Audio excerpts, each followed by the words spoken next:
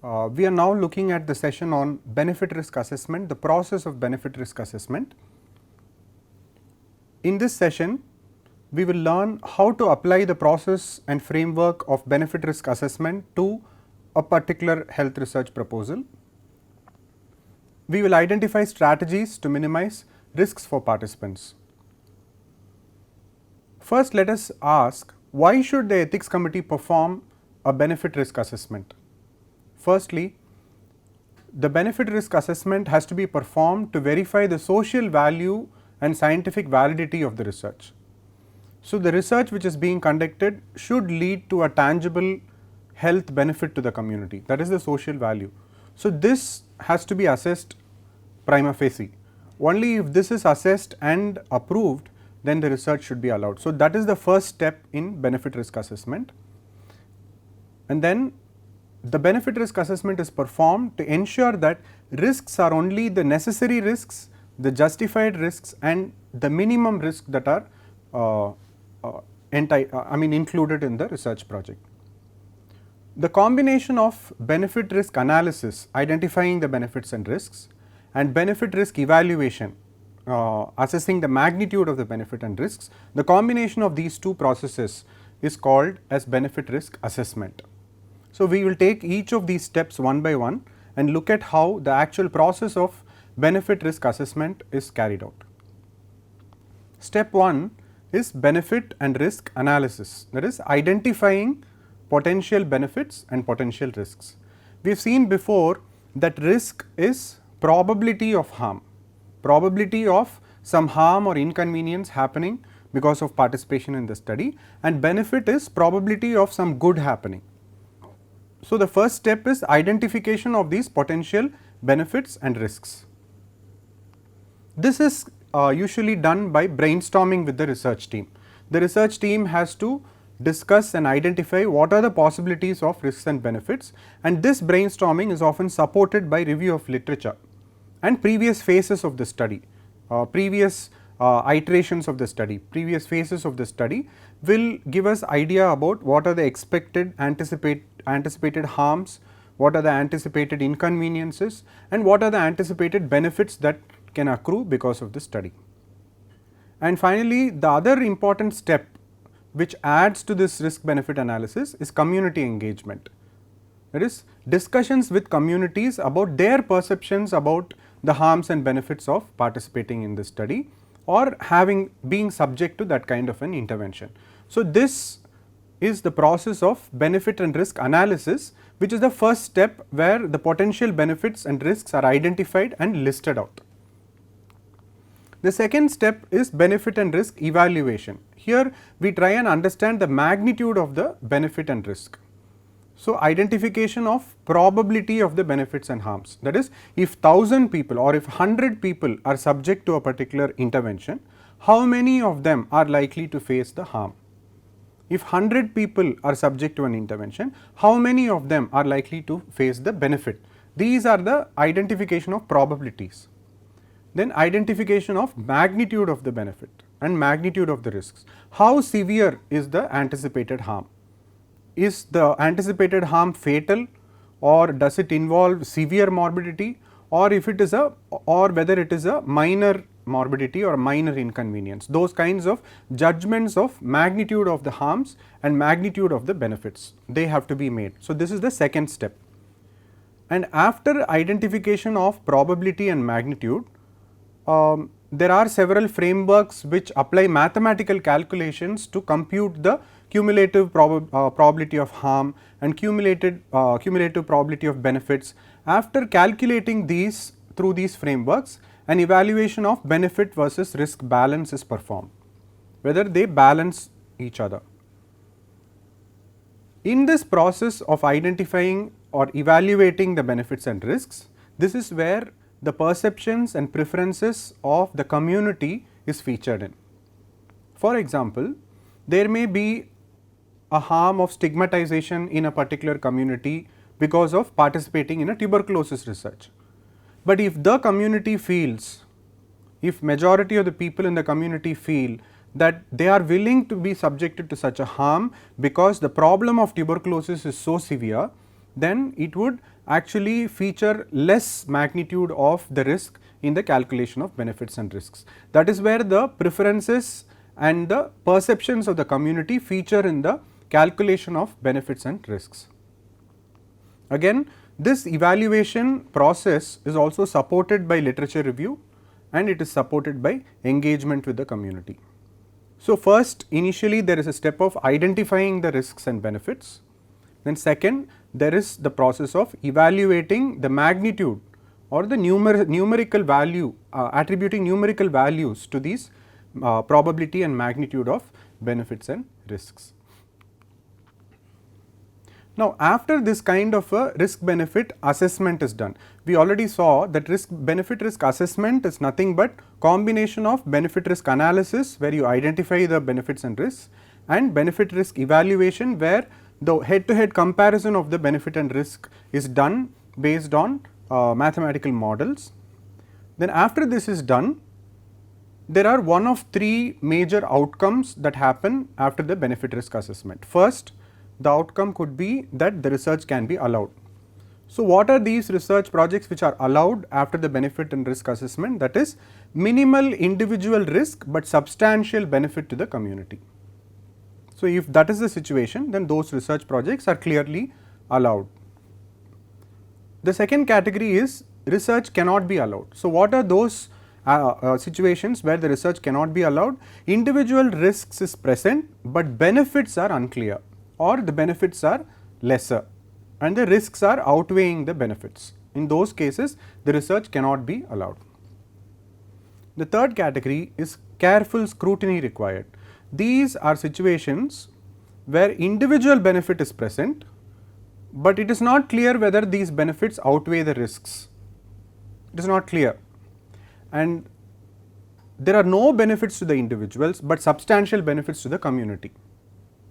So, those are also possible. Like for a very typical example for that is there is emerging antimicrobial resistance. So, there may be some form of surveillance among hospitalized patients to look for antibiotic resistant bugs, routine surveillance. This kind of a surveillance smear or sample for testing for antimicrobial resistance may not directly benefit the patient because it is surveillance sample, it may be delinked, but it may serve the larger purpose of the community. It may serve against a development of antimicrobial resistance in the community. These are all research for which careful scrutiny is required. The interests of the research participant has to be protected adequately. They are not research which cannot be allowed, they can be allowed, but they are allowed after careful scrutiny. So, these are some outcomes of a good benefit risk assessment. Now, after assessing the benefits and risks, and after deciding that these are all research projects which have substantial risks and they have to be under careful scrutiny, what are some strategies which can be adapted to minimize these risks? First and foremost, sound and scientific rationale and experimental design are very important. Risk will be minimal if the scientific rationale is adequate. Only those research projects which have a sound technical backing or a scientific backing should be allowed, and there should be a close scrutiny of the science behind the research project. That is the most important risk minimization strategy. Then conducting the research intervention just in the same acceptable standards of clinical practice. That is the second strategy, where the research project is conducted just like how a patient is treated.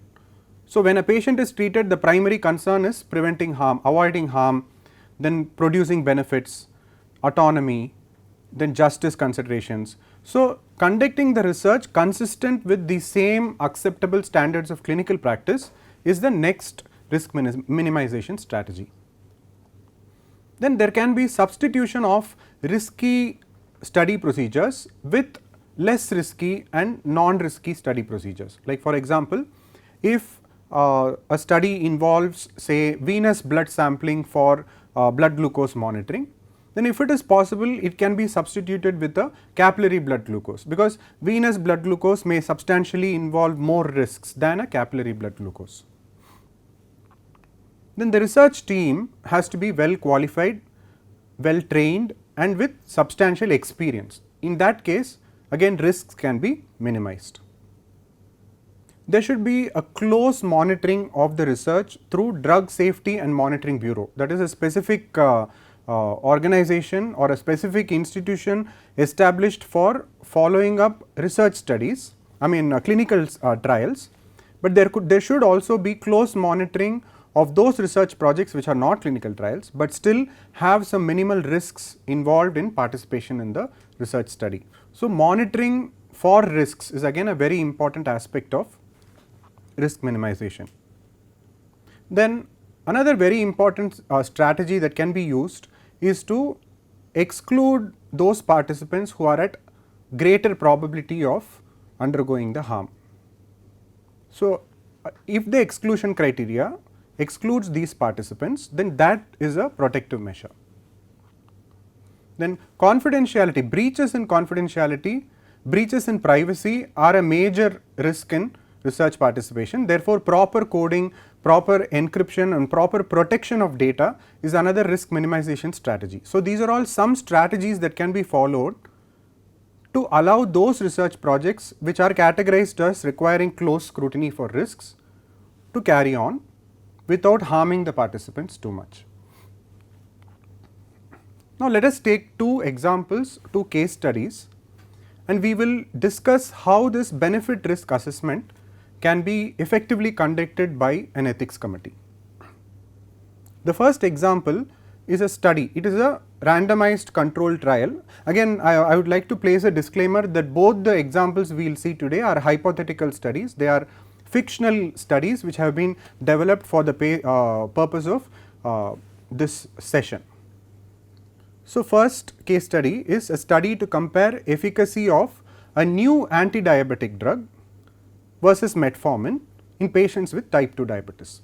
So, the new drug has the following adverse effects.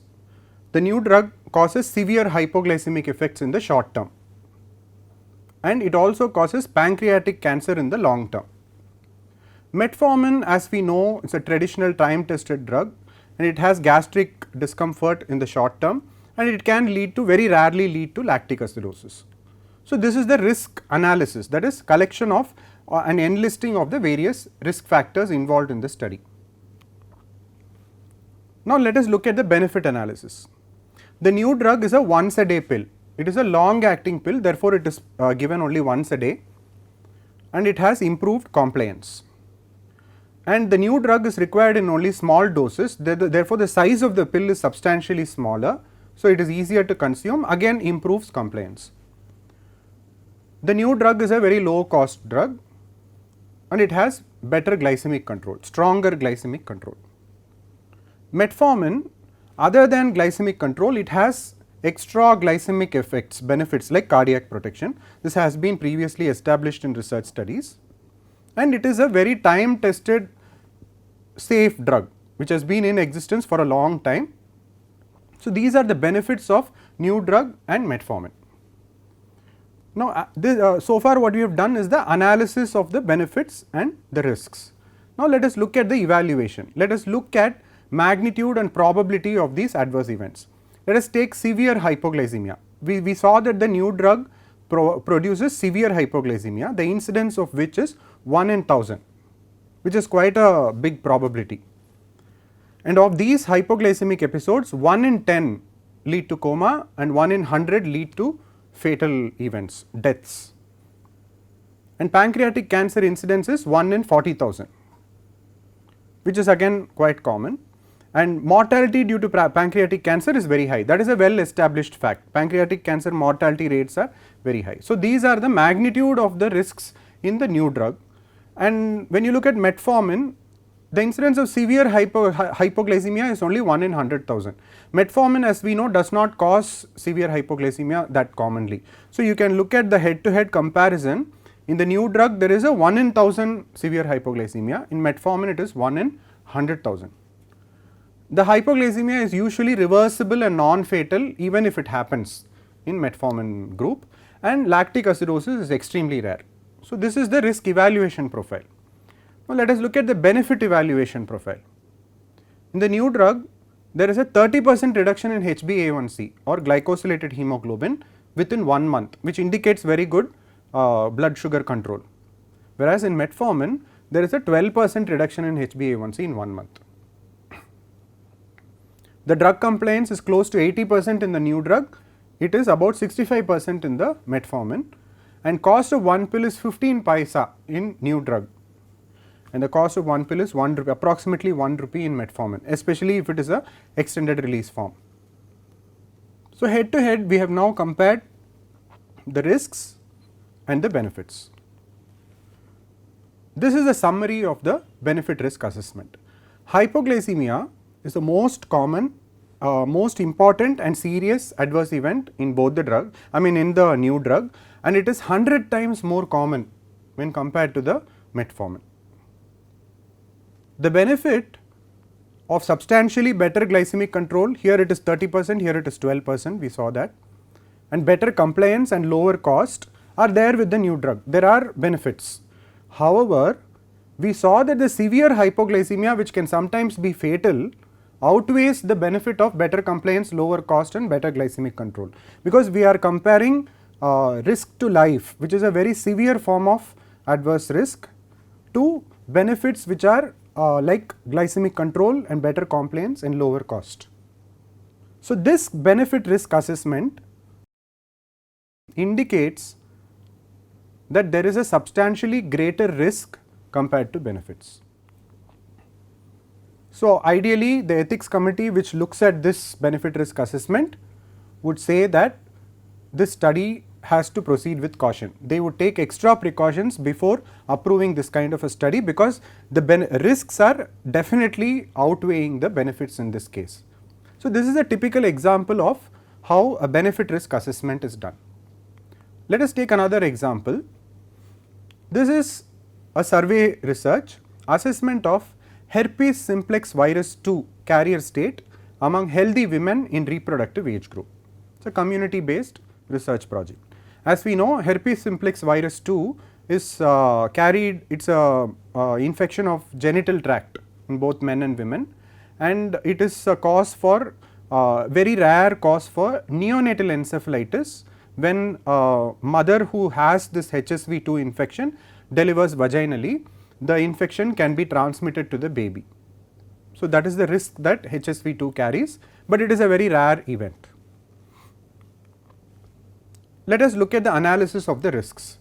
One, this is a very sensitive study involving exploration of women's sexuality, because when a woman is diagnosed to be HSV2 carrier, it obviously talks about infection in the partner, whoever the partner may be, or if there is multiple partners, all these issues start arising. So, there is sensitivity involved in the study because it is exploring the woman's sexuality. There is potential for stigmatization. Any woman who is identified as carrying a sexually transmittable infection will be stigmatized. There is a risk of marital disharmony when the partner is notified or invited for screening. If the partner is asked to come for screening because the wife has HSV2, then there is risk of marital disharmony, there is risk of domestic violence. These are all the risks associated with this kind of a survey. What are the benefits? This study will help us identify the scientific evidence of epidemiological evidence of what is the prevalence of HSV2 carrier state.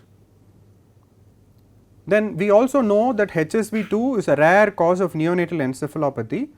Therefore, precautions can be taken to prevent vaginal delivery by doing elective cesarean section. You can prevent the transmission of HSV2 from the vaginal mucosa to the baby. But the reality is no actual treatment is available for clearing the HSV2 carrier state. Even when a woman is actually infected with symptomatic HSV2, treatment is actually very difficult. There aren't good therapies available. But in a carrier state, it is almost impossible to clear the HSV2 carrier state. So, this is the benefit analysis. This is the kind of profile we have about the risks and benefits that can happen because of participating in this study. Let us evaluate the risks. Let us give some magnitude to these risks. The general prevalence of domestic violence in this community where the study will be conducted is as high as 40%. This is data from the National Crime Records Bureau of 2012. So, that is quite a substantial prevalence of domestic violence. Women belonging to lower socio-economic status have 4 times greater risk of domestic violence. This is again a study done in the same area. And women belonging to lower socio-economic status also have greater risk of HSV2 infection. Therefore, the vulnerable group of women from lower socio-economic status are at highest risk of harm from domestic violence, because they also have a greater risk of HSV2 and being diagnosed as positive for carrier state, and they also have greater risk for domestic violence. So, this is a very vulnerable and highly susceptible risk population. What are the benefits? The incidence of actual neonatal herpes is very low. This is a fact. It is a very low incidence infection in India, and the transmission of maternal genital HSV2 to neonate happens only when the mother has acquired the genital herpes fresh, when she has newly acquired the genital herpes, but in carrier states the transmission is not very high. So, even by knowing the carrier state, your probability of preventing neonatal HSV2 is not very high. Therefore, even after identifying the HSV2 state, the individual, the neonate or the mother may really not benefit. So, the benefits are actually limited, but you can see as we saw before, the risks are quite high. There is a high prevalence of violence, there is a high prevalence of HSV2 in the lower socio-economic status, and therefore, there is a compounded prevalence of risk, whereas the benefits are minimal. So, this is again, when you assess the benefits and risks, there is definitely greater risk than benefit in this study. This might be a study which may be a typical candidate for not approving by the ethics committee, because the benefits are very minimal. On the other hand, the previous study, the benefits were substantial. Therefore, even though the risks were high, it could go into a category of close scrutiny, but here the benefits are very minimal and the risks are very high. So, this would be a study which an ethics committee would typically disallow or would say that it should not proceed. Quickly summarizing benefit risk assessment, every research project has its own benefits and risks. The assessment of benefits and risks includes the process of analysis, identifying the specific risks, identifying the specific benefits, and then the process of evaluation, giving it a numerical value and understanding the magnitude and probability of these risks and benefits. And in the process of benefit risk assessment, the voice of the people has to feature in. That is where community engagement becomes important, and people's preferences and perceptions have to be an integral part of benefit risk assessment. These are some papers which are very important to read, because they provide the larger framework, mathematical models and frameworks for benefit risk assessment, which has not been provided in this session, but for further reading they can be approached through these papers. Thank you.